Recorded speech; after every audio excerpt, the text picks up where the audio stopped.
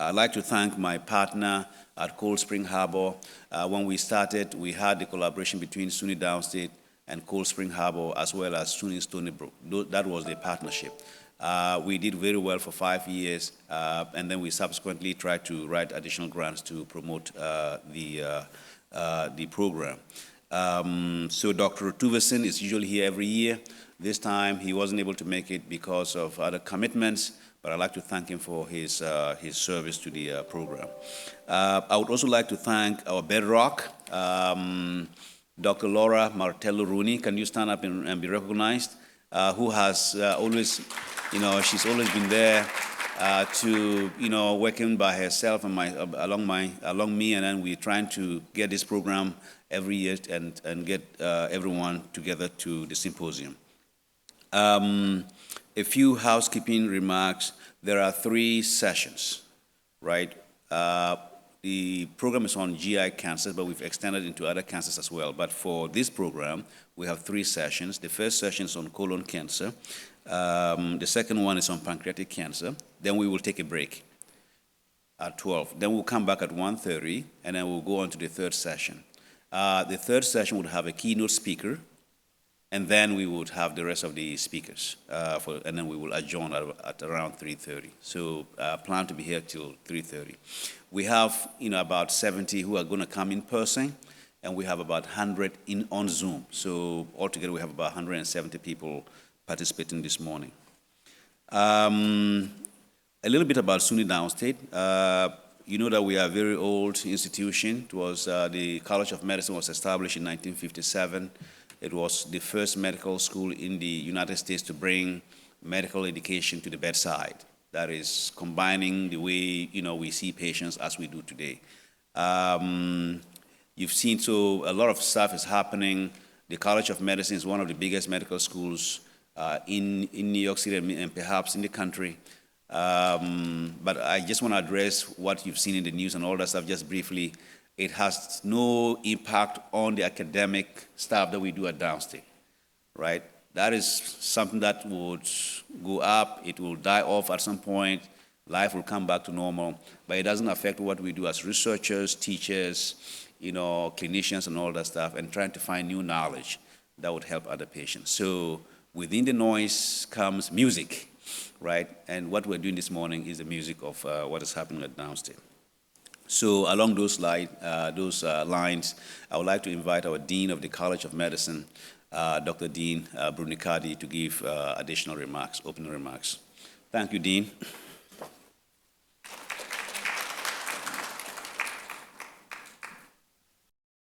Thank you, Dr. Salafu, for the honor of giving opening remarks. Good morning, and welcome to the 9th Annual Cancer Health Disparities Symposium. The symposium is the first of its kind in the United States, focusing solely on cancer health disparities. Now in its 9th year, we have invited experts from around the nation to present and discuss ways to bridge racial gaps that we see in cancer rates and outcomes.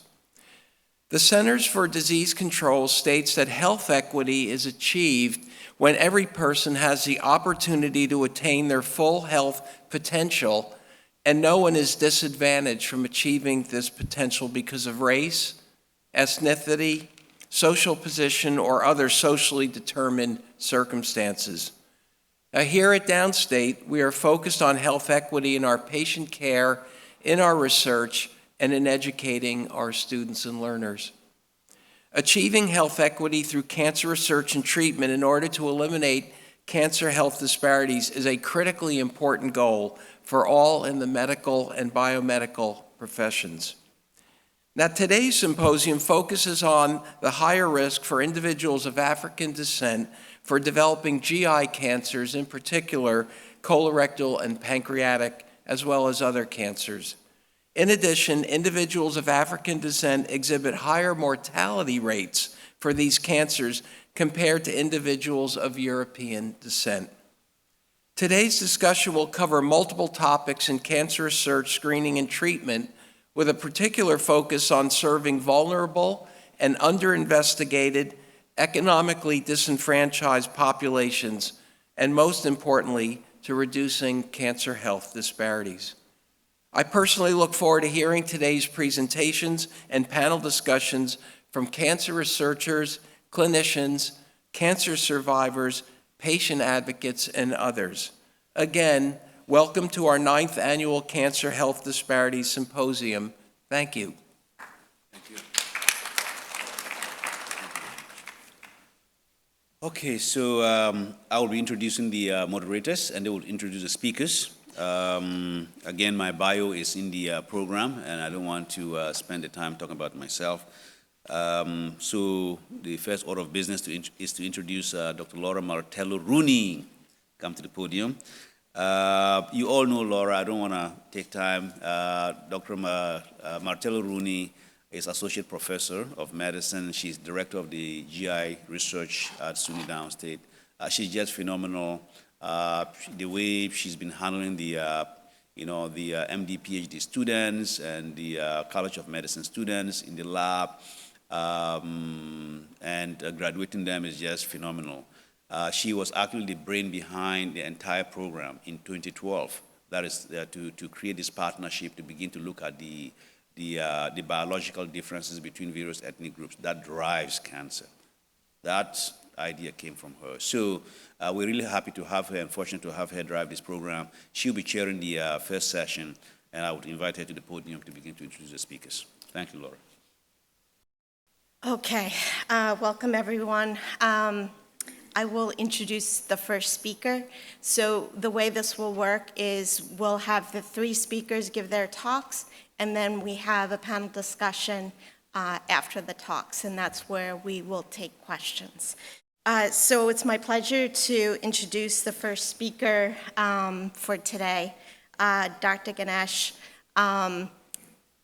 received her MD and PhD degrees from the University of Cambridge, followed by an internal medicine residency at Beth Israel Deaconess Medical Center, Harvard Medical School, followed by a medical oncology fellowship at Memorial Sloan Kettering. And she currently is a gastrointestinal oncologist and assistant member at Memorial Sloan Kettering Cancer Center. And I'm very happy that she was able to make it today to give her talk. Thank you.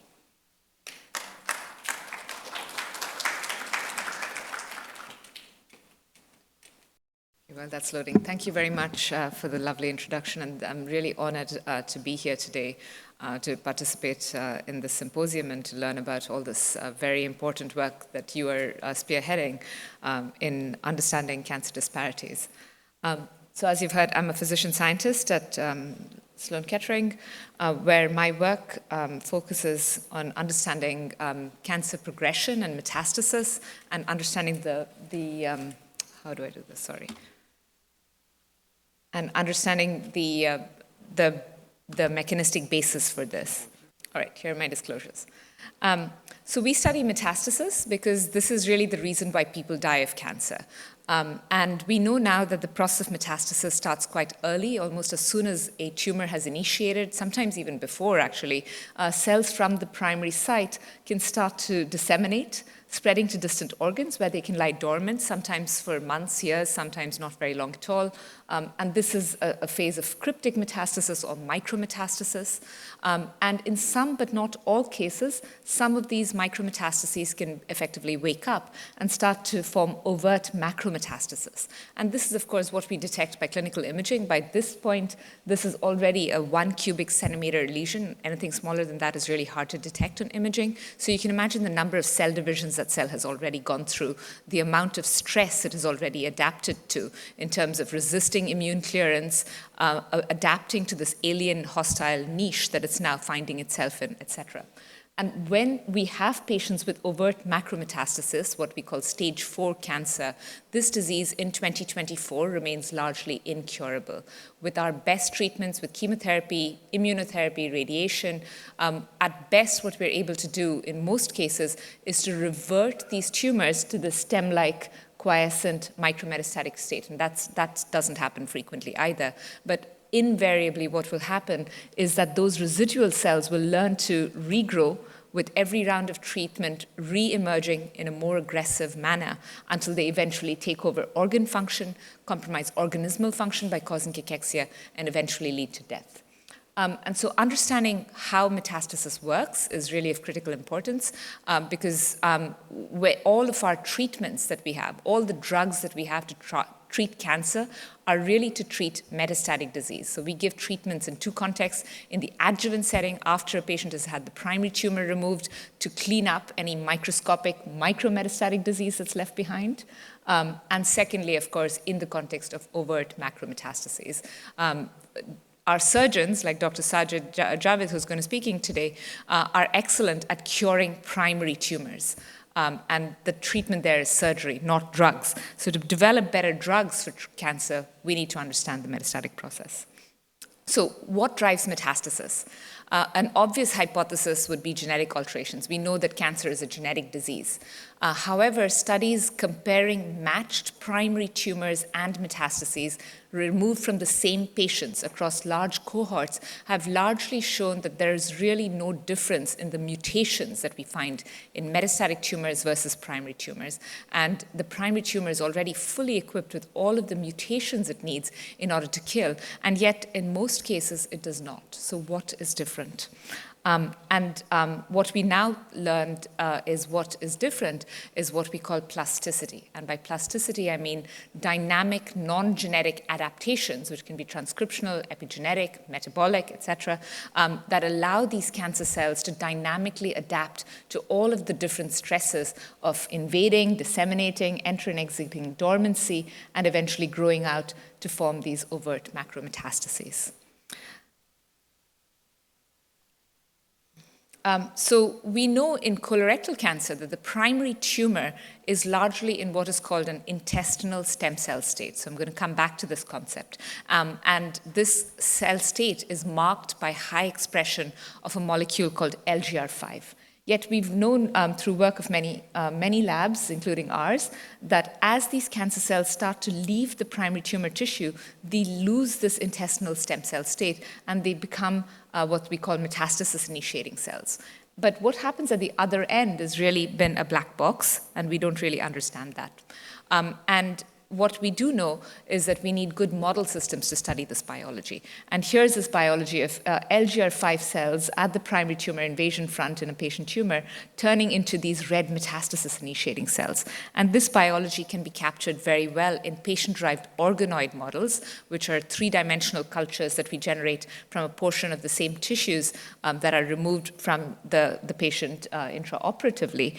And these organoid systems have been incredibly powerful because they capture not only the genetics of the tumor, but also the cell state heterogeneity and plasticity, their ability to change in response to stress, which is so crucial to study metastasis.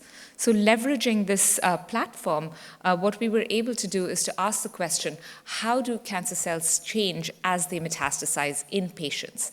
And colorectal cancer is an excellent place to do this kind of work because this is really the only cancer type where once patients get metastatic disease, our surgeons still routinely go in to cut out these metastases, which gives us access to tissue that we can actually study. So in a cohort of patients who are getting synchronous colon and liver metastatectomy, what we were able to do is to collect the normal colon tissue, primary tumor from the colon, and matched liver metastases removed from the same patients at the same time. And from these tissues, what we're able to do is to do single-cell RNA sequencing, multiplex immunofluorescence, look at the spatial patterns in the tissue, and then, of course, importantly, generate organoid models from a portion of the same tissue that we profile. So we can now perform either genetic or pharmacological perturbations to understand what's happening at the cancer cell intrinsic level and what's happening in terms of the changes in the microenvironment to drive the plasticity of these tumors. So what do we see when we look at the single-cell data? So as I've described, the vast majority of primary tumor cells are known to be in an intestinal stem cell state marked by high expression of LGR5. The intestinal stem cells live at the base of the intestinal crypts. They divide and differentiate to give rise to the absorptive enterocytes that absorb nutrients from the gut, the secretory goblet cells that secrete mucus into the gut. And this biology is retained in primary tumors to a large extent. What happens as tumors progress? So to ask this question, we did single-cell RNA sequencing on this, in this case, of nearly 100 patient tumors, matched primaries and mets. And what we were able to find were co-regulated modules of gene expression that correspond to distinct cell states that are shared across all of the very diverse patients in our cohort. And what we found were, as expected, a bunch of modules that related to canonical intestinal gene expression states, the intestinal stem and secretory and absorptive intestinal states. That's what we expected to find. But there was a big surprise because there were a whole bunch of modules that we found that had nothing to do with the normal intestine. So what are these new emergent states? And when we look closely, these non-canonical states included cell states associated with injury repair, but more importantly, a large number of states associated with differentiation, but not intestinal differentiation. And indeed, these cells had switched identity. They turned off their intestinal program and now turned into something else, an evidence of lineage plasticity into squamous or skin lineage, osteoblast or bone lineage, and neuroendocrine lineage. And so we asked, what are the clinical features that drive this difference, the switch from canonical intestinal states, which is what we expected to find, into these completely non-canonical, non-intestinal states? And when we looked at the clinical features, we found two things. One was metastasis. So the primary tumor cells were much more likely to behave like intestine, whereas the metastases adopted these divergent non-canonical trajectories. And the second was treatment. So the pressure of treatment seems to encourage these cells to enter into these non-intestinal states. We can see this also at the tissue level. We see in the normal colon from this patient this beautiful single layer of yellow epithelial cells, intestinal epithelial cells, marked by the intestinal lineage-defining transcription factor CDX2. In the primary tumor, we see an expansion of the crypts. The crypts look really distorted and ugly, but they're still making CDX2. They still behave like intestine. Whereas in the metastasis from the same patient, we now see something different. Only a subset of these cells now expresses CDX2, and they've now turned on expression of SOX2, a dedifferentiation stemness marker, and then also in pink, chromogranin, a marker of neuroendocrine differentiation, and large sheets of cells expressing the squamous marker, keratin 5. We then asked, how does this present across different patients? And across patients, we found there was considerable heterogeneity. Now, these histograms represent all of the cells from any individual patient. And we can effectively rank the population of cells from individual patients along the spectrum of canonical to non-canonical differentiation. But what was really striking was that across every individual primary metastasis pair removed from the same patient at the same time with the same amount of treatment, we always found that the primary tumor was more canonical, more intestine-like, and the metastasis had become more non-canonical or non-intestine-like. So, our cohort had 100 samples in it, which is a big single-cell cohort, but it doesn't tell us about population-level events. And so we asked, can we now extrapolate signatures from this cohort that we can then use to interrogate much larger data sets? So we did that, and we derived signatures of our canonical and non-canonical states and asked in the TCGA, which contains thousands of patient samples from pre-treatment primary tumors, and in a second cohort that we had internally of rectal cancer patients, again, pre-treatment primary tumors, do we see evidence of these non-canonical states already in pre-treatment primary tumors? And if so, are they associated with prognosis? And when we did that, indeed, we found that we could see expression of these non-canonical states already in pre-treatment primary tumors, and they were profoundly associated with poor prognosis. In this case, distal recurrence, new tumor event, and in this case, overall survival. So if these tumors express these non-canonical, non-intestinal programs, these were associated with poor patient outcomes. So how did the cells get there? To ask this question, we thought about regeneration, because tumor regeneration, metastasis, regeneration after therapy, is a process of wound healing gone wrong. And in the intestine, we know that during wound healing, what can happen is that the cells can transiently revert into a more primitive, developmentally primitive state. Does this happen during human cancer progression? To ask this question, we went to a cohort developed in the UK decay of single-cell RNA-seq from the human intestine during the first and second trimesters of development. This was done by sequencing aborted human fetuses. When we compared the genes in the first trimester of the colon, when the cells are in what's called a uniform progenitor-like state, you can see the UMAP looks clumped. The cells are all very similar to each other. In the second trimester, major organogenesis is complete. The intestine is largely mature. We can see the stem and differentiated states. So we looked at the signature of the first trimester uniform progenitor state versus the second. And we found that across our axis of differentiation, canonical to non-canonical, across all of our patients, we found that as these cells became more non-canonical, the differentiated intestine score, intestine lineage identity, went down, whereas the fetal progenitor score went up, peaked as an intermediate, and then went down again at the end. So it's a regenerative intermediate. And when we plot all these cell states now onto this force-directed layout, this is just one liver metastasis, all of the cells from one patient's liver metastasis, we see this full spectrum of states. At one end, the differentiated intestine states, an intestine stem cell-like stem, and then injury. This injury repair state then pushes these cells first into a fetal progenitor intermediate, and from there into these divergent neuroendocrine or squamous-like trajectories. So with this roadmap now of what's happening in metastasis in mind, we could start to ask, how do they get there? What are the mechanisms? The first question we asked was, is this driven by changes in the cancer cells themselves or simply by the microenvironment? Because, of course, the liver and the colon are different environments. And to ask this question, we could now use our organoids.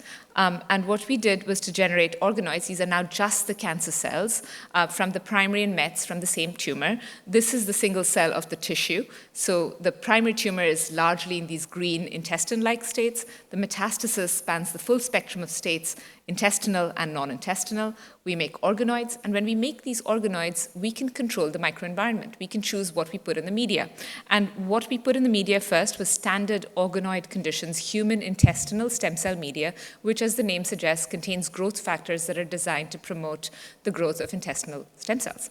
And when we do this, we now do single-cell RNA-seq on the organoids in this condition.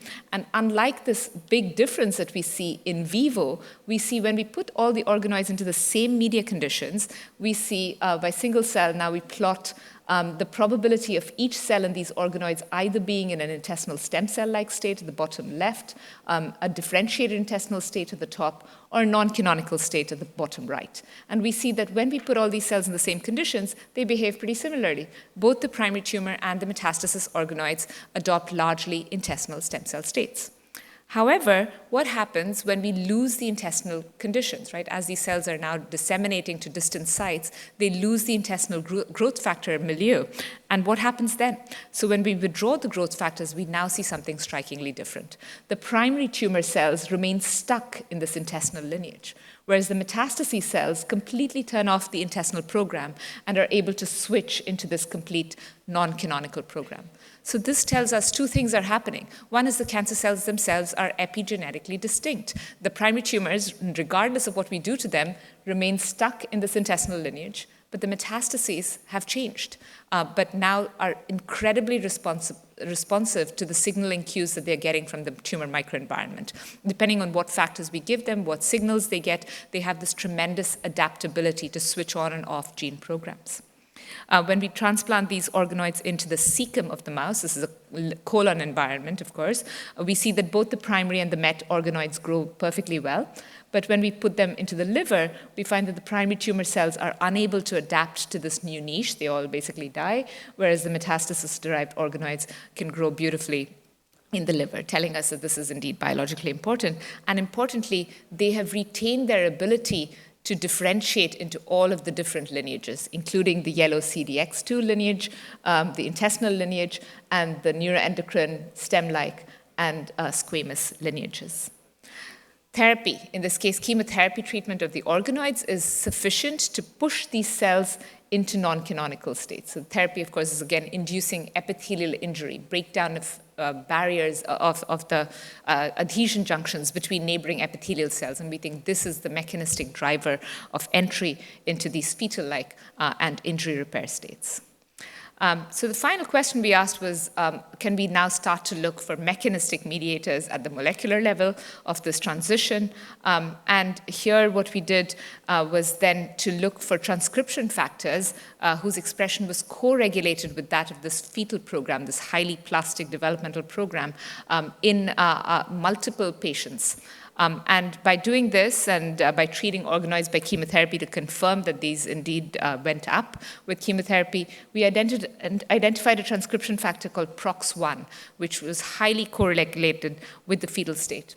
And we hypothesized that the role of PROX1 here would be to repress the expression of non-intestinal programs, and that this function would get dysregulated in metastasis. And indeed, when we genetically knock down or knock out PROX1, that's exactly what we find. When we knock down PROX1 in the primary tumor organoids, we find that we now get upregulation of the non-canonical genes, suggesting that PROX1 is blocking their expression in the primary tumor, whereas in the metastasis, these organoids are highly non-canonical, and they don't care anymore whether or not they have PROX1. So PROX1 becomes dysregulated in metastases, licensing this non-intestinal differentiation.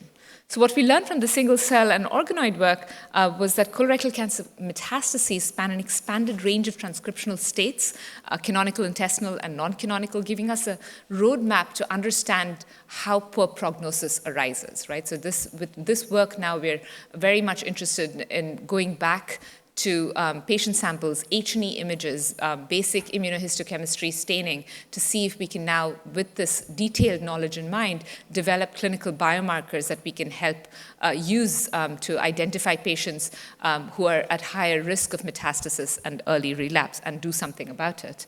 And what's exciting is that despite all of the heterogeneity across patients, we know that these cancer cells take highly conserved, sequential, predictable developmental paths to undergo these cell state transitions during tumor progression. We've learned that primary cancer cells are quite lineage restricted, so studying primary tumors does not actually help us make better drugs. The metastases are quite different. We need to study the metastases to understand how to cure cancer. And this has important therapeutic implications for the reasons I just described. Targeting this is not useful. We need to be able to understand how to target all of this. And so what does this mean in terms of healthcare disparities? So we did not start this project with that question in mind, but of course, as you are all aware much better than I am, we know that patients with African American ancestry have worse clinical outcomes. Not only is the incidence of colorectal cancer greater, but when we look at stage-matched patients controlled for various variables clinically, we know that non-Hispanic Black patients tend to have poorer clinical outcomes compared to non-Hispanic white patients. And not only that, there is a greater metastatic burden in patients of non-Hispanic Black ancestry.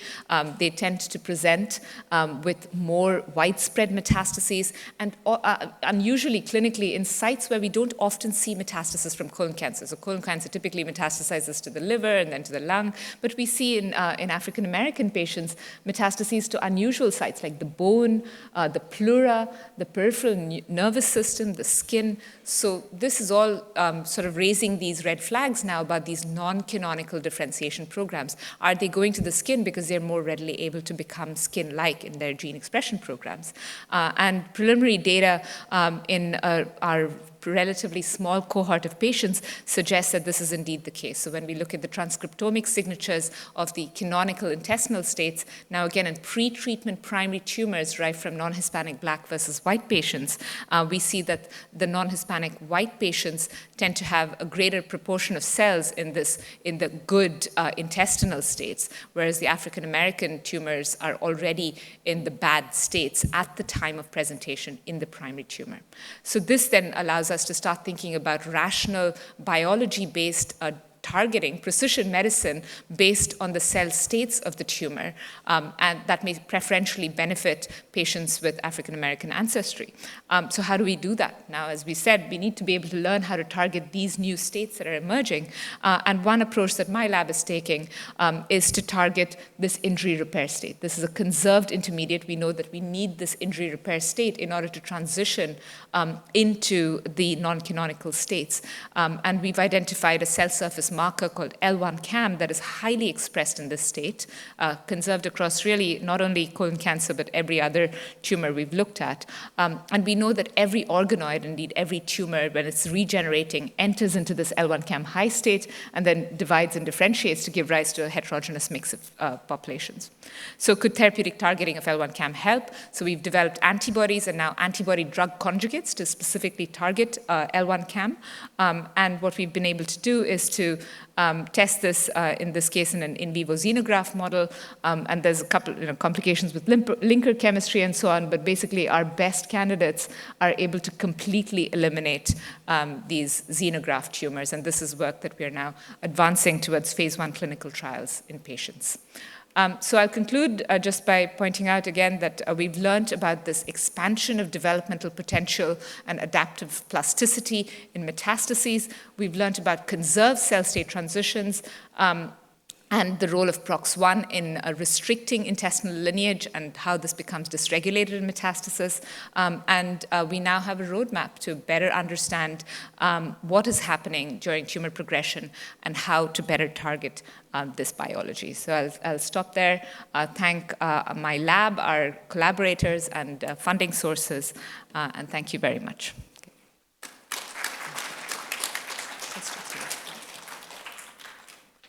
Okay, it's my pleasure now to introduce our next speaker.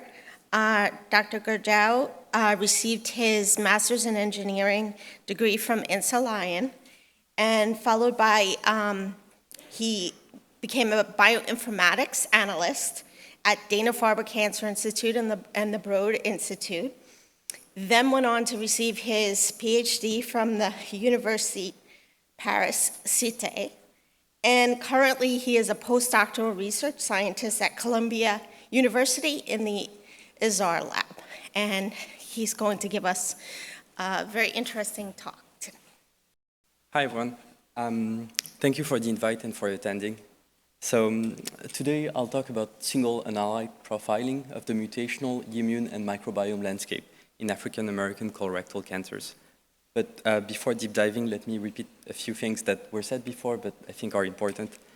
As you know, colorectal cancer is rising overall, is increasing alarmingly, and it disproportionately affects African American, 40% more likelihood of getting, 20% more incidence rate, and 40% more likely to die from it. And although socioeconomic factors contribute to this, understanding the molecular underpinnings can help guide prevention and treatment for these populations. However, there is a lack of data, of genomic data for African-American patients. In colorectal cancer in TCGA, there's about 5 or 6% of the total population that are of African-American ancestry. So with that in mind, I joined Columbia. So Columbia is a pretty interesting place to get tissue because it has been flash freezing samples since the early 2000s. So instead of having FFP, they really hop on the wagon to do flash freezing, and we ended up now with a bunch of DNA samples of really good quality that we could retrospectively collect. In our case, we collected 180. We identified 180 self-determined African-American colorectal cancer patients that all underwent pretreatment colectomy. What was interesting is that they underwent sample rinsing and immediate snap freezing, so it enriched for deep tissue resident microenvironmental feature. For these patients, we then pathologist microdissected tumor and normal that were separated by a few inches that we then sent for sequencing, for whole exome sequencing. And I'll deep dive later into this, but we managed to get interesting insight into genomic profiling, the patient genomics, but also the cancer genomic profiling, as well as tumor microenvironment profiling, namely the microbiome and the immune aspect.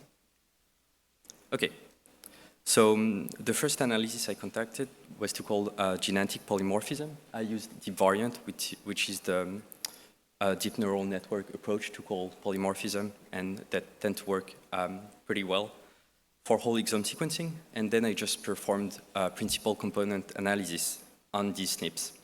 So here, each point represents a patient of this Columbia cohort, CUMC. And the polygons are reference convex sets derived from the 1000 genome project. So for the 1000 genome project, they were mapped in the same space. And what you see are each continent. And as you can see, the patients from the Columbia cohort all fall in the convex from the African continent. So this is more of a sanity check. We did not have any patient that self-identified as African American that did not fall into that. So there is some mixture, of course, but very few of them. And for the sake of this analysis, we just stuck to self-identification.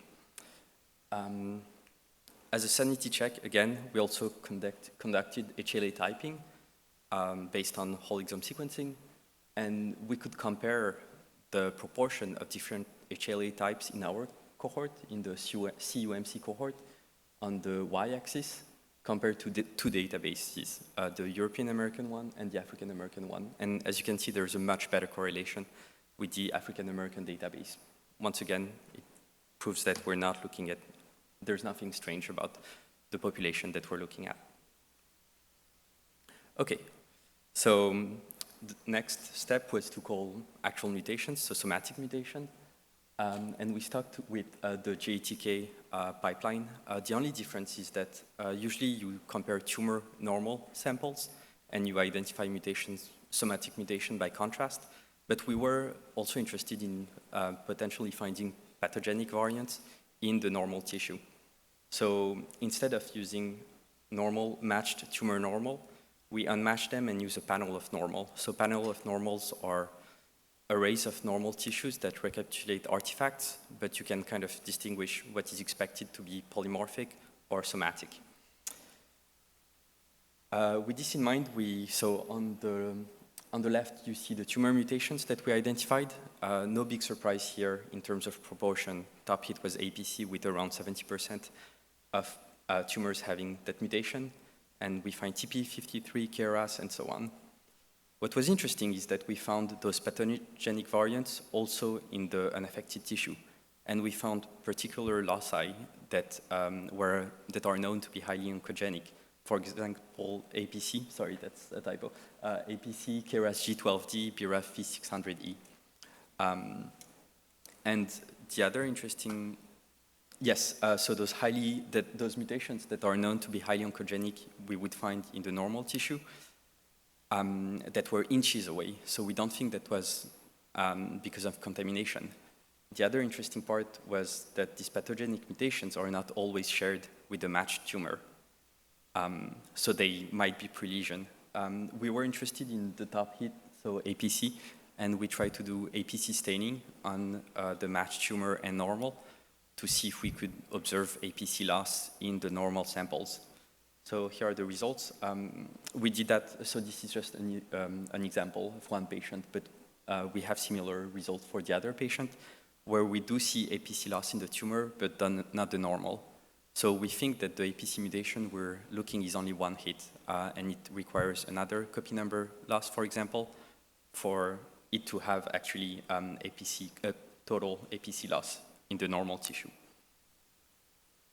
Okay. Although there are many other cohorts that regroup African American patients, they tend to have gene panels. So gene panels can give insights into oncogenes, but you miss mutational signatures. So mutational signatures are, the idea is that throughout the genesis and progression of cancer, there's a variety of mutational processes. Age, MSI, and poly, for example, in colorectal cancer.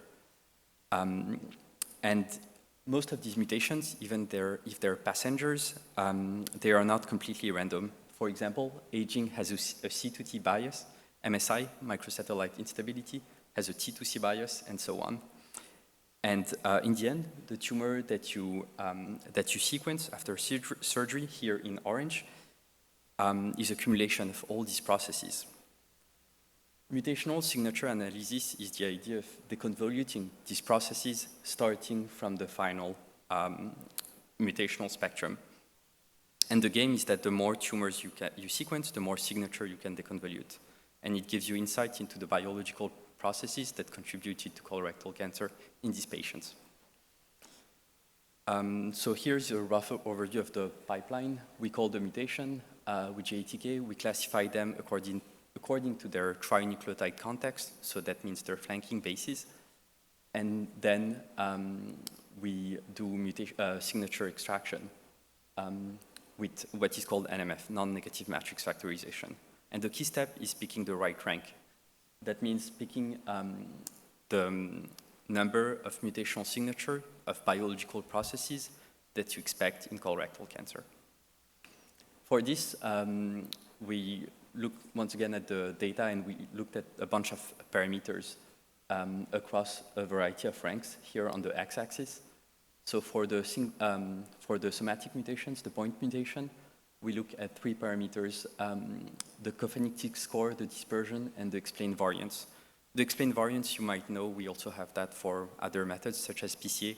It's the amount of data that explains the model. Cophanetic score is a bit different. It's really specific to NMF, to mutational signature analysis. And we basically, the idea is that NMF is a stochastic process. So for each run, you can derive a different dendrogram. And the cophanetic score is a parameter of robustness of these dendrograms.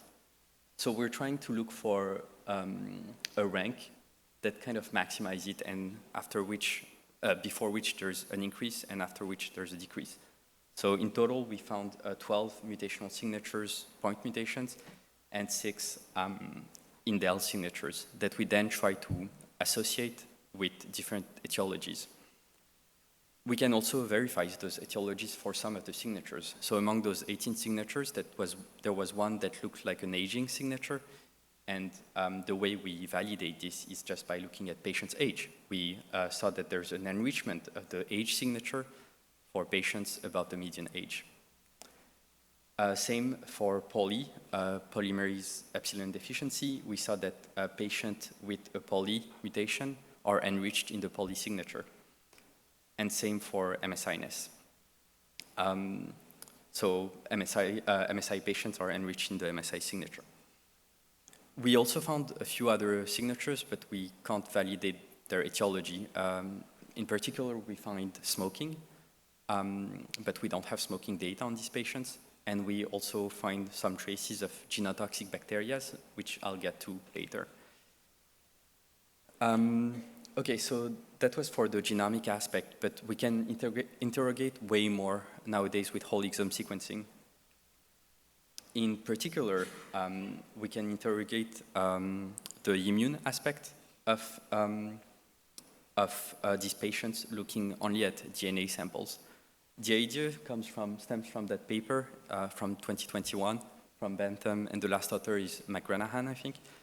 And they come up with that algorithm called TCR extract, where they realized that basically T cells, as they mature, have a deletion within the TCRA VDJ region. So that region undergoes excision circles, and there's a chunk of DNA that is just removed. Computationally, what it means is that these Treg deletions are detected as a copy number. They're detected as a copy number in the TCRA region as a deletion. Overall, what it means is that if your tumor, your bulk sample, after whole exome sequencing, the more T-cell infiltration it has, the more deletion of that region I can observe in my data. And it gives you insight into the amount of T-cell infiltration. For now, we're validating this with multiplex IF, but I already have some pretty convincing results. So the first idea was, if I look at hypermutated tumors, are they more infiltrated with T cells than other tumors? So this ties to the new antigen theory. The more mutations you have, the more new antigen you have that can bind to T cells, because they're recognized as a foreign body and trigger the immune system. And in normal samples, we don't see any difference in the T-cell infiltrate fraction that you see on the y-axis. But when we look at tumors on the right panel, we saw that poly and MSI samples are significantly enriched in T-cell fraction. In non-hypermutated colorectal cancer, so now looking at matched tumor and normal, we observed a substantial depletion of T-cell infiltration in affected, so that means tumor tissue, compared to normal. And that is very well known. This is a hallmark of immune evasion. What was more interesting is that in hypermutated colorectal cancer, we don't see any difference in T-cell infiltration. So the current dogma is that these MSI and poly samples are more infiltrated with T cells. It's not what we observed. We rather see immune non-evasion rather than increased immune infiltrations. And that was also, there was a paper just a few months ago, I think. At the same time, we submitted this, that recapitulated this in mice models with MSI, and they saw the same result, that MSI tumors are not more enriched than normal tissue, than adjacent normal tissue in T cells. Now we are doing multiplex IF on the same samples to have more granularity to see if overall the landscape of T cell is not changed, or if there's a particular subtype that is enriched or depleted. Another interesting thing we can do with whole exome sequencing is metagenomic profiling. So because of the nature of whole exome sequencing, you can bycatch microbial sequencing read. By that I mean that among the 30 billion reads that we generated across our samples, we saw 30 million that did not map to the human genome, and a lot of those were artifacts, but we still had 1 million that mapped to the microbiome. And we then assigned taxonomic labels to these reads using Kraken. So it's a suite that you probably saw that paper on Twitter, but there was that paper from a few years ago that had a similar approach, and it was published in Nature, and it showed that there were a bunch of, that each cancers had a different microbiome, and that you could separate those cancers according to their microbiome. And 3 months ago, it was shown that they made a fatal mistake, 2 mistakes, and they found extremophils in their gut microbiome. They found volcano microbes in them. And there's now, I think it's undergoing retraction, but in this case, we did not find any volcano microbiota in our colorectal cancer. All the bacteria that we found were known to be in the gut. The main 2 differences in our pipeline that made it better is, first, we did not use draft genomes to assign taxonomic labels. The other big advantage is that we used a telomere to telomere version of the genome, so we could really see what's assigned to the human genome or not. So the first question was, of course, does this make sense, or are we getting garbage, or does this make biological sense? So first, we detected only gut microbiota, which is a pretty convincing result. We also wondered if there was any contamination by anyone, by the experimentalist or the sequencing people, and so on. So we looked at whether there were batch effects across every step of the experiment. People that extracted the DNA, that brought them to the sequencer, everything was reported in a notebook, and I saw that there was no batch effect, which was pretty good. We also investigated a list of known potential contaminants, above 400 plus genera and species, and saw if those were present in our samples. So as you can see, most samples have only one, and in very low proportion, only one potential contaminant. There's only 2 contaminants that are flagged here: E. coli, the top one, and Hongatelia hatewii. And those are also known to be gut microbiome. So we try to understand if those, for example, E. coli, the E. coli we observe, is it from the gut or from contamination? And we can actually do this by looking at SNPs. The idea is that if there was someone contaminating our samples, we would observe only one strain of E. coli across patients. In this case, we saw that each strain was specific to a patient. there was no strain that was shared between two patients. So you can see that just by looking at the SNPs. And that convinces us that the E. coli that we see and the Hangatelia that we see come from the patient. Okay, so now that we have this, and because we have annotations of the data, we were able to do differential analysis. So we tried to recapitulate known biology from much bigger cohort, and we saw when you compare tumor versus normal, the top hit in tumors were Fusobacterium nucleatum, which is very well characterized in colorectal cancer. Same for tumor location. It is known that Fusobacterium is enriched on the right side, and this is also what we observe. For T-cell infiltration, the top hit was Elistipis finegoldi. I don't know much about that bacteria, but if you Google what are microbiotas that directly modulate the activity of T cells, Elistipis is the one you find in reviews. And last, for MSI-ness, Fusobacterium was also there, which is known. It's known to be enriched in Fusobacteria, but we also see Campylobacter, Ractus shoaei, Fretibacterium, and Prevotella. And those are oral bacteria, which was, I thought, a mistake first, but after talking to microbiologists, they told me that Fusobacterium is also an oral bacteria.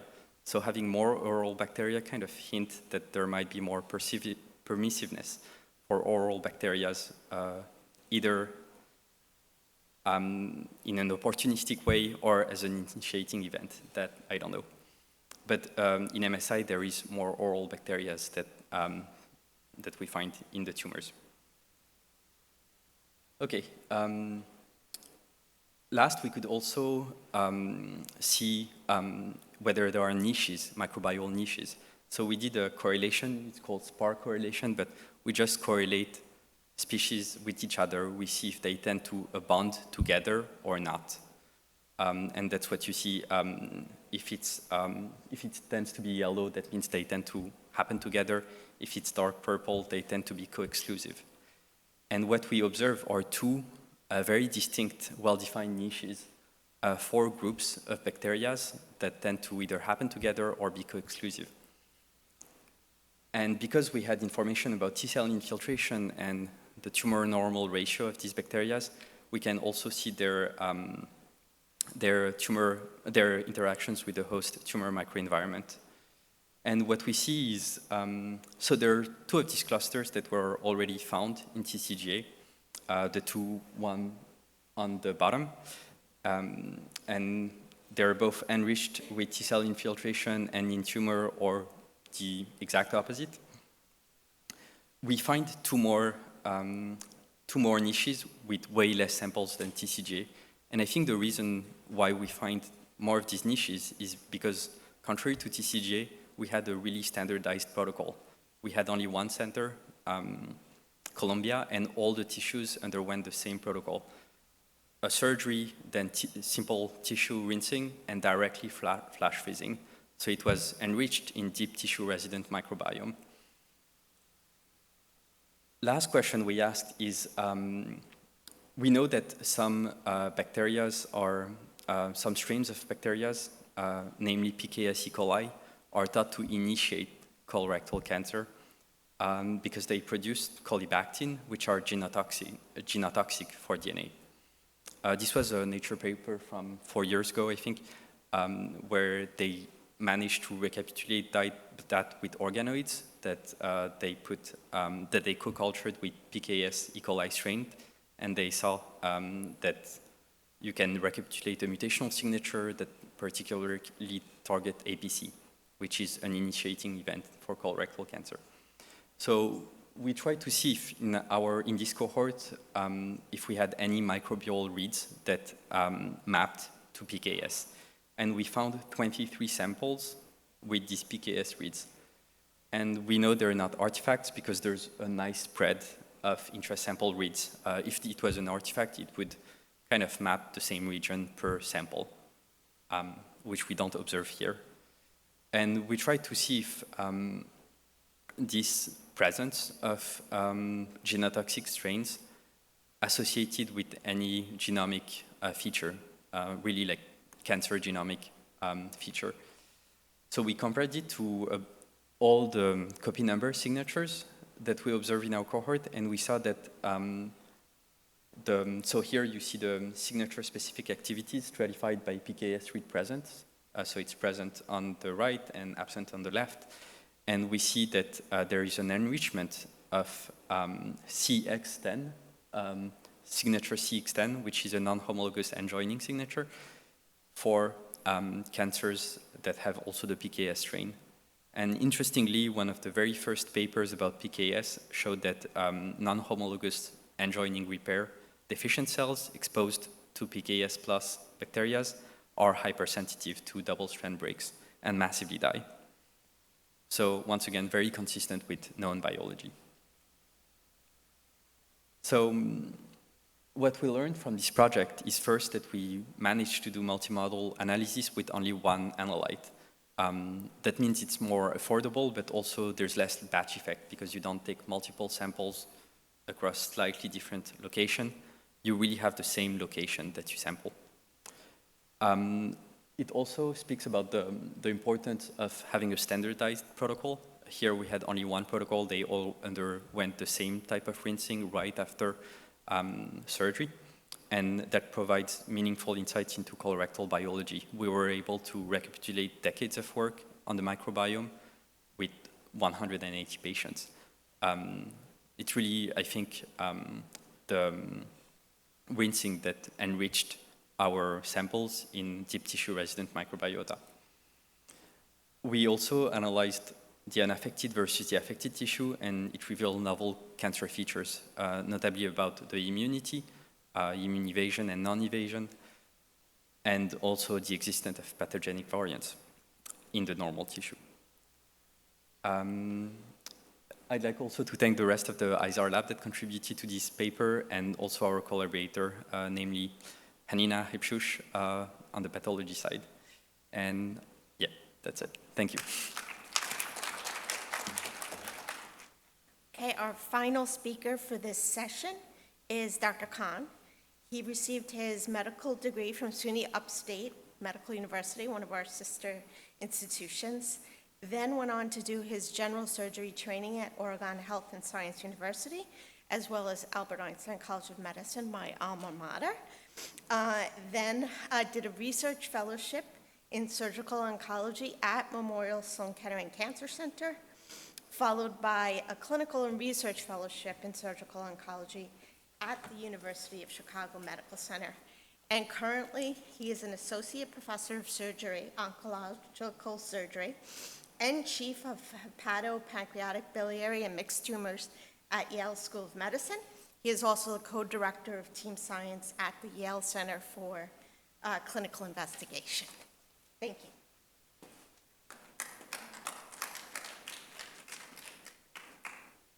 Okay, well, thank you very much to Dr. Salafou and Dr. Martello-Rooney for inviting me for this great symposium. It's honestly an honor to be here. You know, and I had mentioned earlier to a couple of folks that my brother's a graduate of Downstate from 2004, so it's very nice to be here. I was just texting him some pictures of this auditorium, which he's probably spent some time in. Okay, so I'm going to transition a little bit. I'm a surgical oncologist, and I'm going to give more of a translational aspect of this talk here as well. But the last two talks were perfect, and so I'm going to probably give more of a clinical spin to this.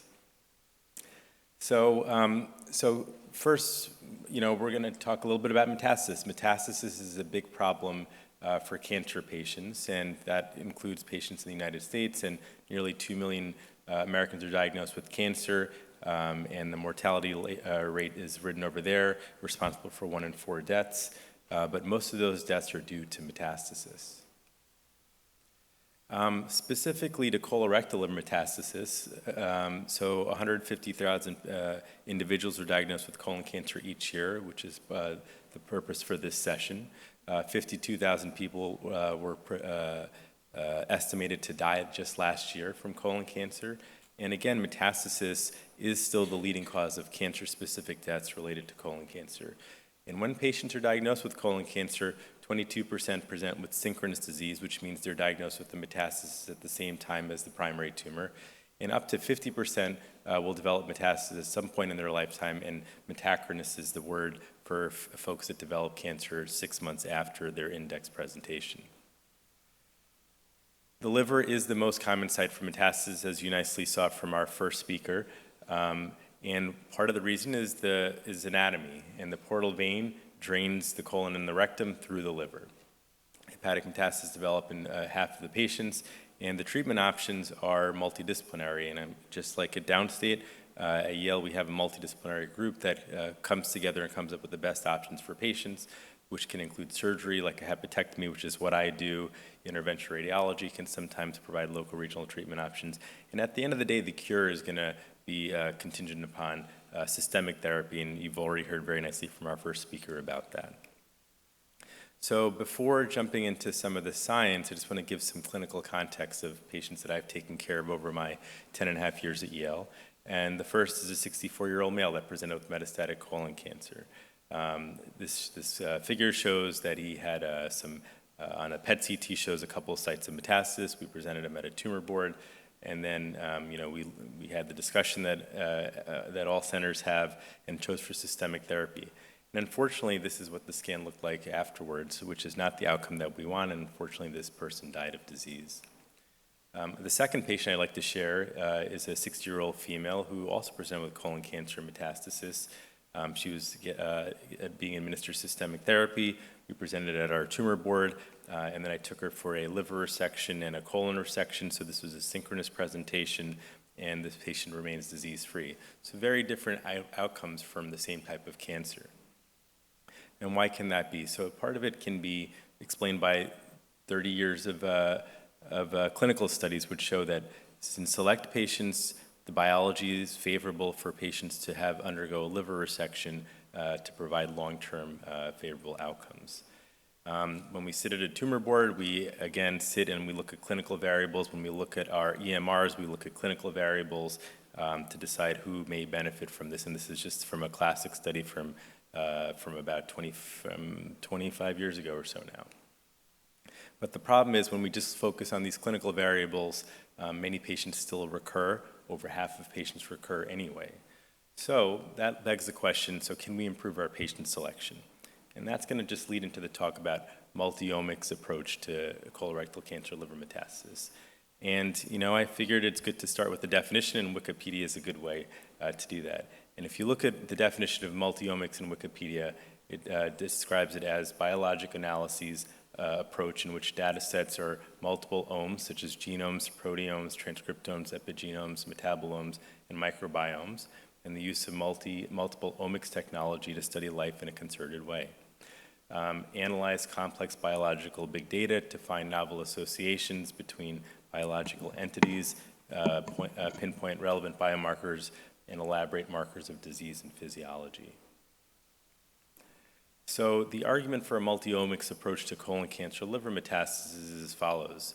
So as you saw with that those two patient examples I had showed, there could be variant in the disease course of patients with metastasis, as I'm sure you see here in Downstate, just as we do up in Connecticut.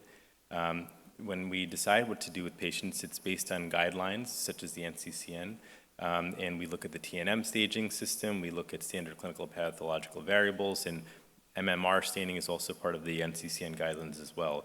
But there is a plethora of research that's been done on biomarkers for colon cancer, and you just saw two great talks so far looking at some of the biology behind this. So thus, refinements are needed to be refined, and omics should be a way that we look at colon cancer, in my opinion, over the next 10 years. And I think this is a great start, and this is a classic, the TCGA, which is one of the greatest contributions, I think, to the world for cancer care. And this is the preeminent data sets. This is the preeminent data set for omics analysis. And as for those of us that don't know, and I'm sure many of us know about this, different types of cancers were examined across the world with an omics approach, and it cataloged, at least for colon cancer, molecular changes in those cancer cells of the primary tumor. And then taxonomy was was developed to show biological differences in their gene expression. And for colon cancer specifically, the TCGA showed, let me see here. TCGA came up with 4 different subtypes of colorectal cancer. And that's something that many people still use. We use it a lot, as you saw from our prior speakers well too. It's such a rich source of data to mine, but I think one of the big contributions for the TCGA was it helped us think about colon cancer and other kinds of cancers from a biological perspective and starting to shift that way away from just traditional clinical thinking.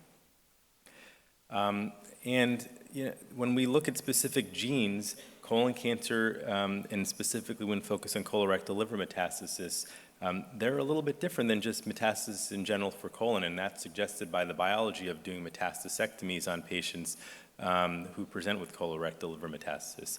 But these are the genes. This is a large study from MD Anderson where they profiled tumors that had for patients that underwent resections for colorectal liver metastasis.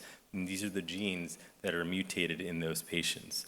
And then you see some common players here that we see with other cancers, but KRAS, which is really something that we need a good solution for colorectal cancer liver metastasis like we do for lung cancer. But that one is a gene that pops up there, so the RAS family is extremely important, but as are the BRAF and other genes that are listed there too.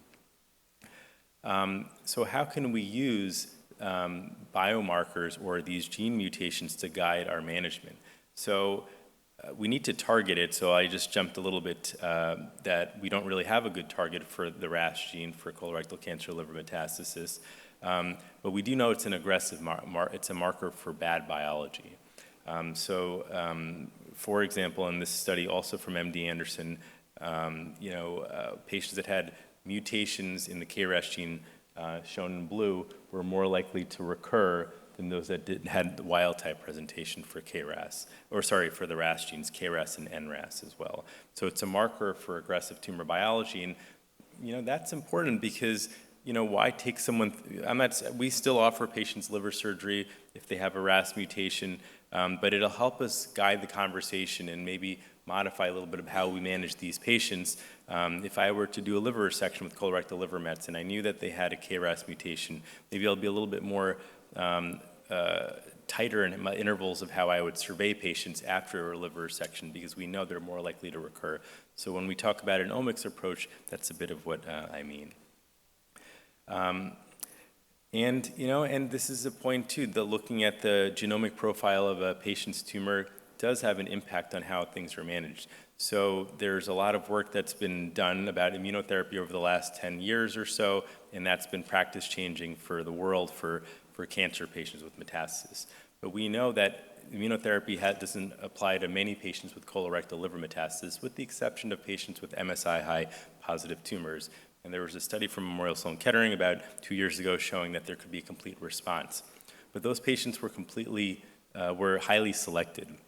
So when we look at patients with metastasis that are given pembrolizumab, there was this study published just a few months ago where they looked at a clinical cohort of patients presented with pembrolizumab, and they found that pembrolizumab works for MSI-high positive patients, but again, it doesn't work as well for patients with liver metastasis that are MSI-high compared to microsatellite stable. So that is pretty interesting. So it just allows us to understand a little bit more by understanding the omics and the tumor biology. I think you're going to see more and more of these kinds of studies where you're starting to cluster genes together. And if you have a different combination of mutations in a patient's tumor profile, it's going to correlate with clinical outcome and prognosis here too, and that's some work that we're doing as well too. So there's a lot of good examples of using omics to guide some of the clinical management. And this is another great study from the University of Chicago. Sean Petrotta is the senior author for it. He's a radiation oncologist there. And what they did is they specifically profiled colon cancer, liver metastasis tumors, and came up, they did RNA-seq work on it, and they came up with 3 clusters of an immune profile, stromal profile, canonical profile, and depending on what kind of profile that an individual had, the outcomes were different. And they validated this from a European group as well too, showing that this does have external validation as well. So again, another example of using an omics approach towards treating patients with colorectal liver metastasis. So in summary, for the first part of the talk, colorectal cancer liver metastases are common. They are a leading cause of cancer-specific deaths. There's a range of clinical outcomes in patients with liver metastasis. And select genes, such as those listed here and some that I just didn't present in the interest of time, and an omics analysis can provide guidance on the clinical management. So now I'm just going to pivot a little bit about some of the work we're doing in Connecticut with some of our collaborators across the country. So we wanted to specifically hone in on colorectal liver metastasis and see is there a gene family that correlates with clinical outcomes. And our study aims were to identify mRNA signatures that correlate with favorable outcomes, a term known as oligometastasis, which is something that we all strive for. We're trying to find the patients that have favorable biology, and that's one interest of our study, and we wanted to see what the genetic makeup of these patients are.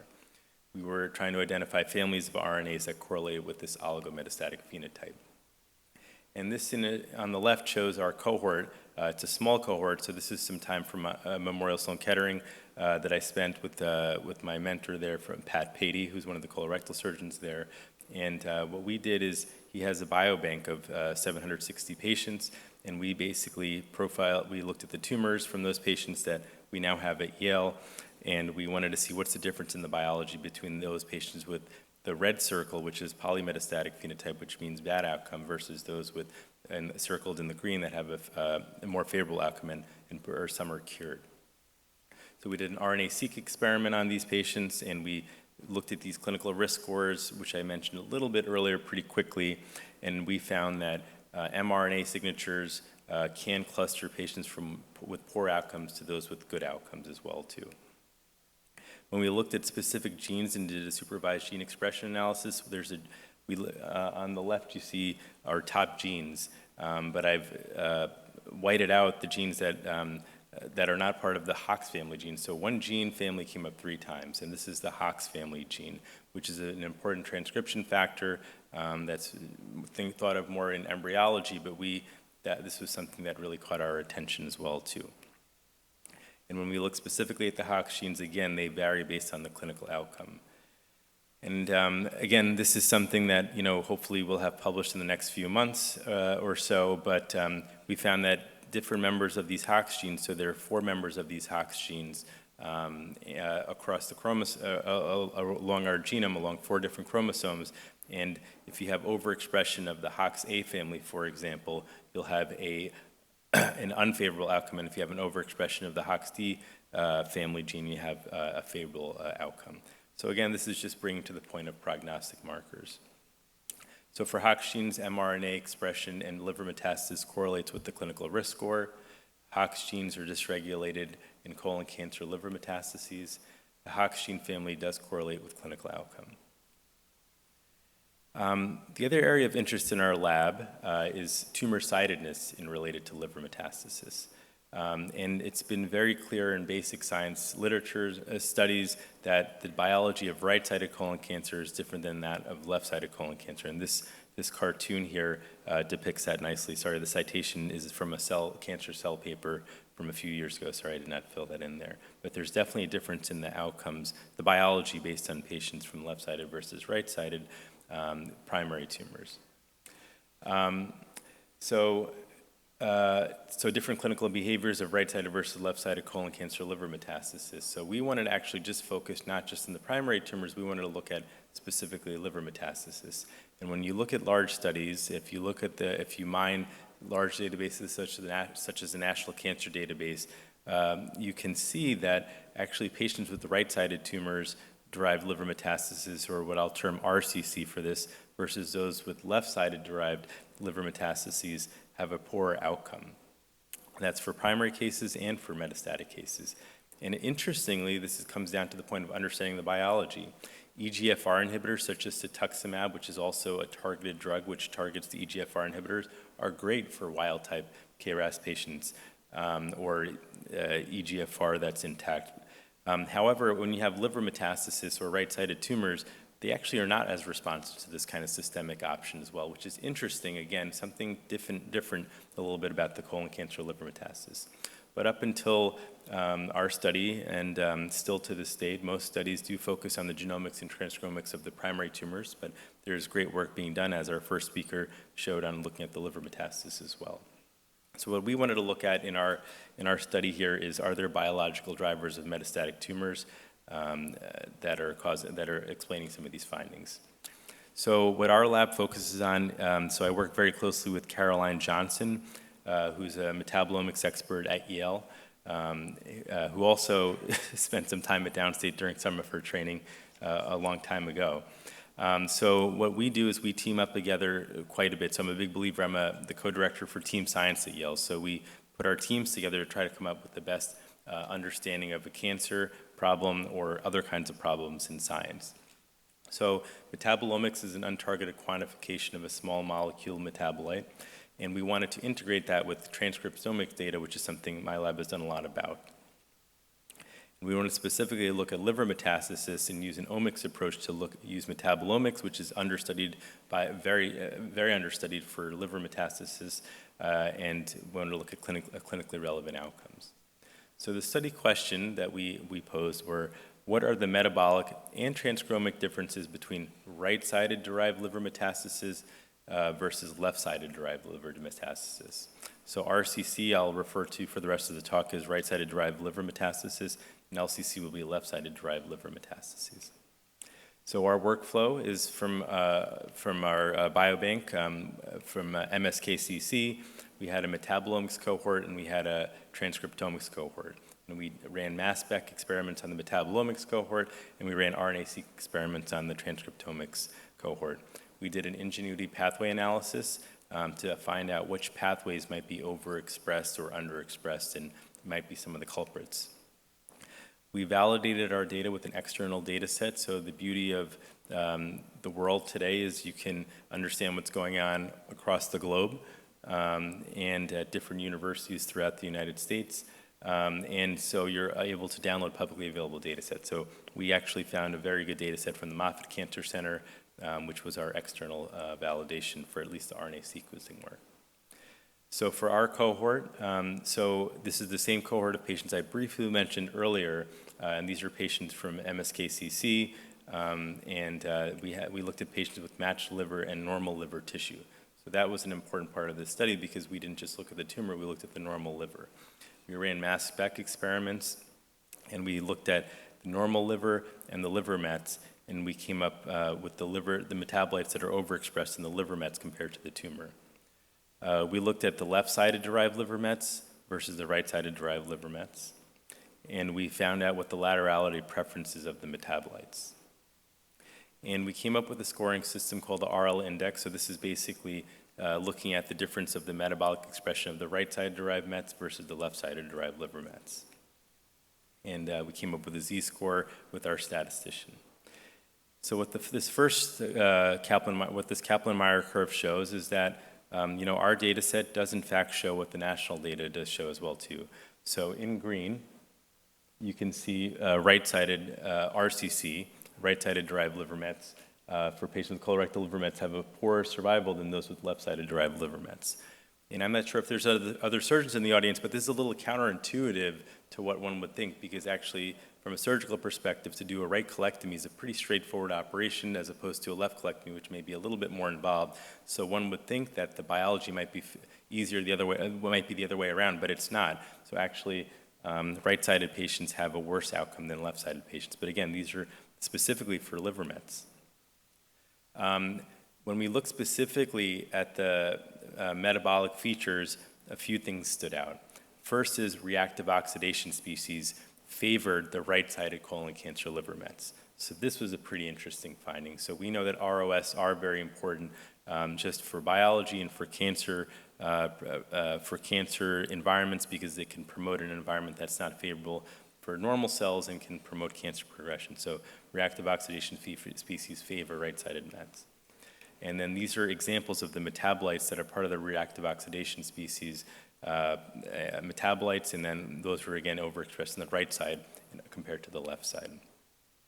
We also found that bile acids are favored with RCC. So this is pretty interesting too. So remember, these are liver tumors. These are not colon tumors. So when you think of bile, Bile does get into the right side of the colon, and it's pretty obvious, and we had published a study in Metabolites a couple of years ago now, where we looked at sex differences of primary colon tumors and found that bile acids are more overexpressed on the right side of primary tumors, which you'd expect.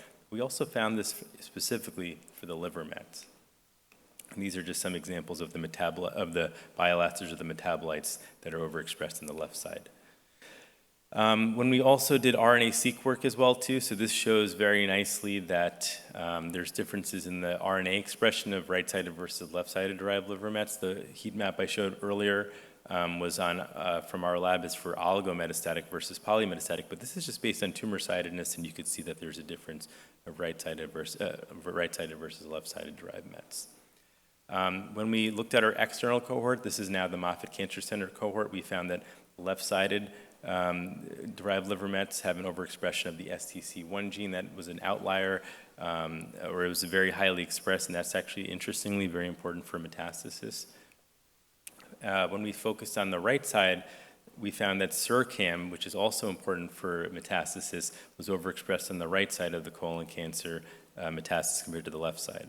So we had submitted this manuscript to a journal, and one of the things that the reviewers had mentioned is, well, I'll get to the punchline in just a bit. So then we did an IPA analysis, and again, the IPA analysis shows that one very important gene pathway pops up, and that's TGF-beta, right in the center of the gene pathway analysis as well too. And it was the top predicted upstream activator of this process of right-sided versus left-sided disease when we integrate the metabolomics data versus with the transcriptomics data. And there are other genes that are part of that pathway as well too, but TGF-beta was obviously an important part of that. So what I was jumped a little bit ahead before was that when we had submitted the manuscript early on, one of the reviewers had mentioned that, hey, even though you have an external validation, you have a relatively large cohort, you need to show some biology or something to show a stronger association. So they said you should, do some work on the genes that were different in the right-sided versus left-sided derived mets.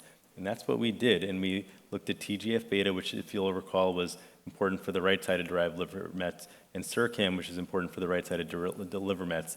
And we did immunostaining on those, and we actually found that the RCC liver mets actually had significantly higher expression of these two genes, really strongly suggesting that there's a difference in the biology of right-sided versus left-sided derived liver mets, and perhaps TGF-beta and SURCAM might be partly explaining that story. So in summary, patients with right-sided derived liver mets have poorer survival than left-sided derived liver mets. Our biobanks with an IPA analysis shows that RNA expression varies according to primary tumor laterality, and TGF-beta is increased in the right-sided derived liver mets. I didn't really talk too much. I went quickly through the MEK and the PI3 kinase, which is also increased. And the metabolomics work shows that increased reactive oxidation species are important for right-sided derived liver mets, or at least associated with the right-sided derived liver mets. Increased bile acids are also increased in right-sided derived liver mets, and decreased fatty oxidation in right-sided derived liver mets and overexpressed in the left side.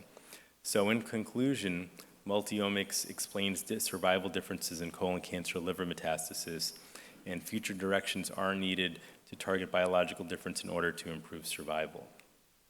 And the work that I just presented here is obviously a teamed approach. It's not something that I'm doing by myself. I'm doing it with this awesome team of investigators here.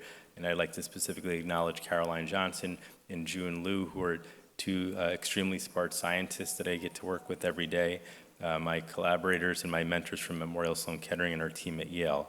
And I also do want to acknowledge that, at some point I would love to present to you some work more specific to disparities work. So we're working with Dr. Ravi Gupta, who's one of your pathologists here at Downstate, and we were recently funded by the NIH to look at the stool metabolomes of patients with colon cancer.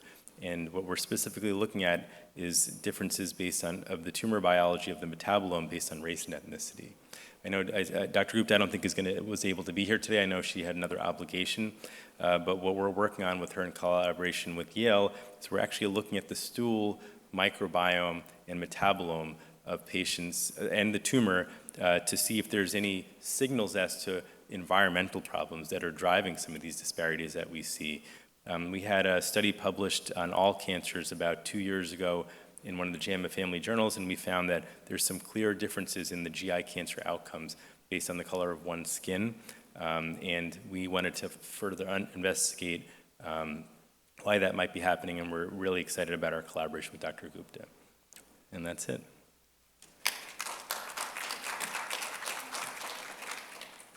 Let me get questions started for our speakers. Great presentations. We're already getting great feedback from the Zoom chat. Dr. Gurjao, one question I had for you was whether or not for your T-cell infiltration data, did you also do comparisons for the right-sided versus left-sided tumors? No, I haven't.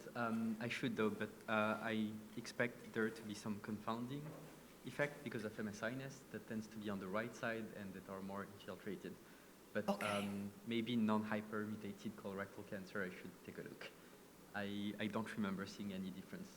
Okay. That's it. And then Dr. Khan, did you actually, for the colorectal cancer patients, did you separate out the colon and rectal cancer patients with liver metastases, and did you see any differences? Yeah, so great question, Dr. Martello.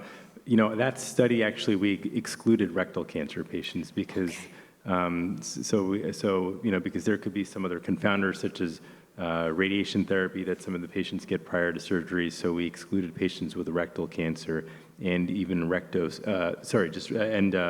mid to lower rectal cancer. All rectal cancers were excluded in that study. Okay, makes sense. I'll open it up to questions from the audience. We have microphones coming around. Thank you so much for the talks. They were all excellent. My name is Maria Contel, Brooklyn College Cancer Center, and I have a question for Dr. Khan.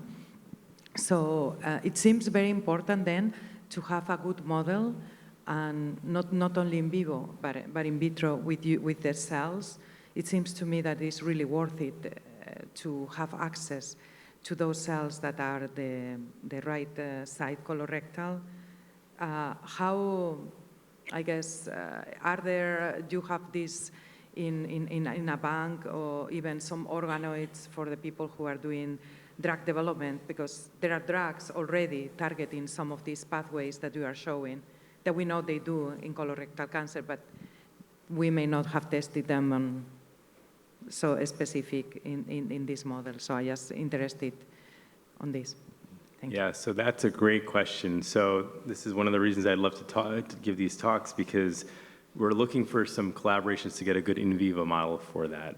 So we don't have a great in vivo model right now. We actually have a very good organoid model where we work with an investigator from Duke. Actually, we just submitted an R01 last night, and we're looking at sex differences. But we're implanting colon cancer cells into the left side of the colon.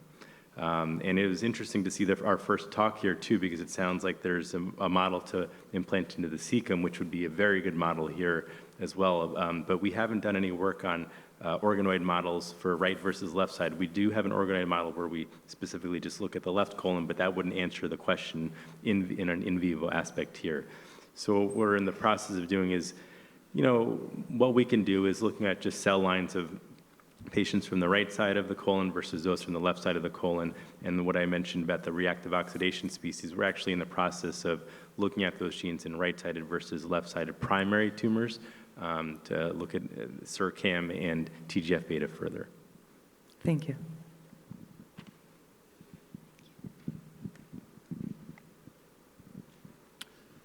Good morning. My name is Francisca Leopold. The first speaker, she's not here, but I'm hoping that one of you can answer. So I think she spoke about the spot on the liver. So at what stage would, when you do the examination and you do all the tests, and then you would have discovered that there is a mass or a spot on the liver, most of the time at what stage is it, and has the cancer metastasized in another part of the body? So I could probably help answer that question. So So I do liver surgery for that in that kind of a scenario. So, so when we see a patient with a colon cancer with a liver metastasis, we get very high quality cross-sectional imaging. So that would be a CT, chest, abdomen, pelvis, oftentimes a biopsy, and of course, presuming that there's a tumor in the colon that has gone to the liver. But we do a cross-sectional imaging, we get tumor markers, and then we determine if there's other sites of disease that are there.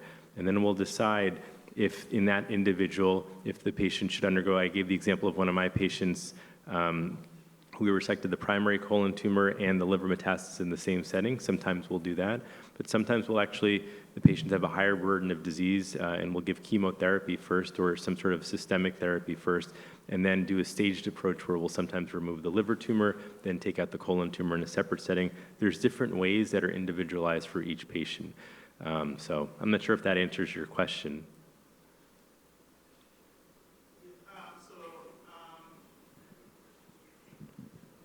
At what age, as you do the test, what stage would that be? Would it be? Stage 4, sorry, yeah, that would be stage 4, yes.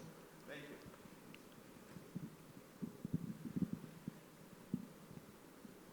Hi, thank you for a great presentation. My name is Comfort Zion. I'm an MPH student here with concentration in epidemiology. My question is for... Oh, all right, sorry. Thank you so much for a great presentation. My name is Comfort Zion. I'm an MPH student with the concentration in epidemiology. My question is for Dr. Khan. We know that there's a lot of medication and therapy now for oncology, and most of them are targeted treatment. Targeted treatment probably based on the mechanism of action. Now we are talking about racial differences that has been seen.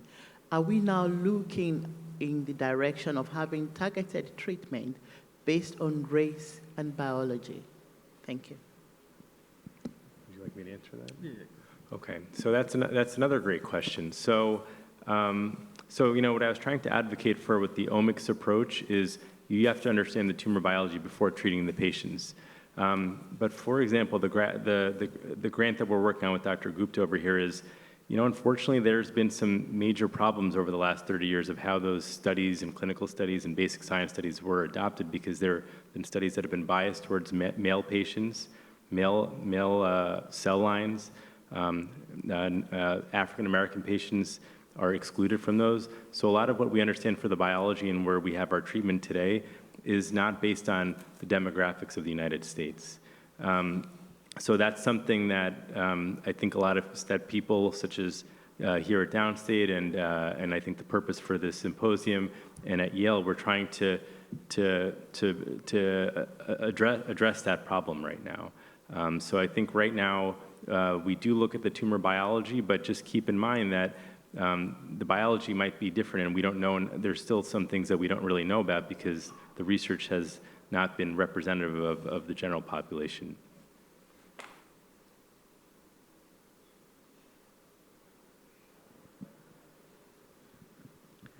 Hi, this is Dr. Alavar. So nice presentation. My question is to Dr. Khan. We see a lot of patients after colonoscopy, coming with so-called missed cancer or post-colonoscopy colon cancer. So I know that you demonstrated the metastases from right-sided as opposed to the left-sided, the outcomes are worse. Can you comment on any role of biology in explaining that the missed cancer is more on the right side as opposed to left side? Sorry, the question is why there's more missed cancers on the right side compared to the left side? I'm sorry. Right, yes. We've seen that, the missed cancer is more on the right side as opposed to the left side.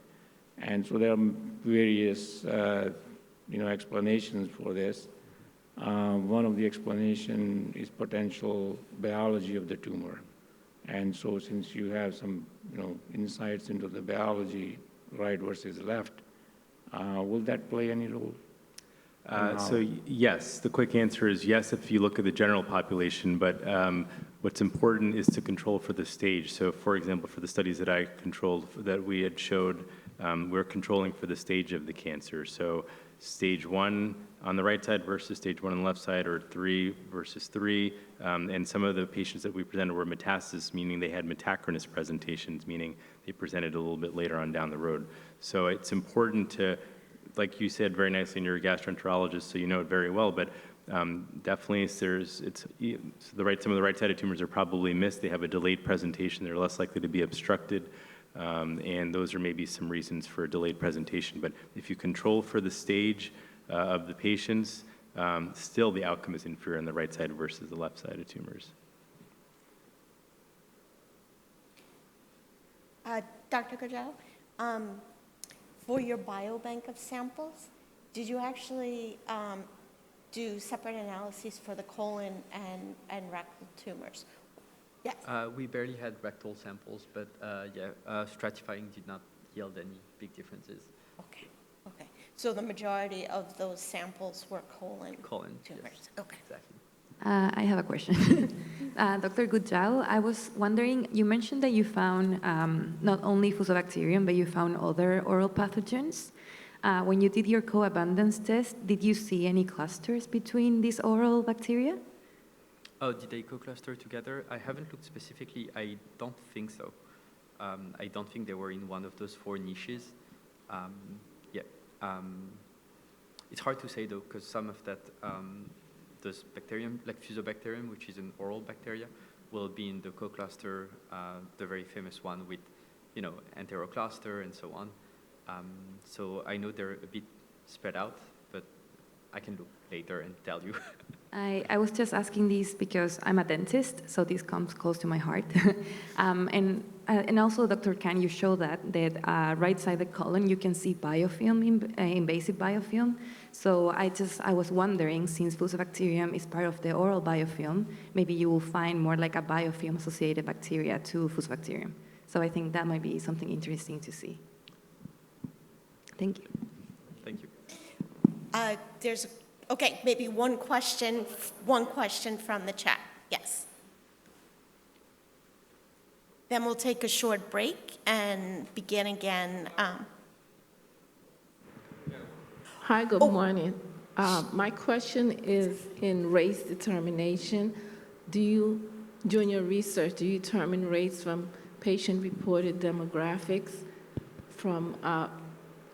or is there DNA? Because a person can present looking at a particular race that we think or that they think, and then DNA will prove to be different. That's a great question. So in the case of that Columbia cohort that I presented, we used only self-determined African-American patient that identified as African-American or Black in questionnaires that they got from their doctors. And yeah, when I look at it compared to those, when I see where these patients stand compared to African populations, they tend to be in those convex, in those same, in that spectrum. There was no one that self-identified as African-American and that was 100% Italian, for example.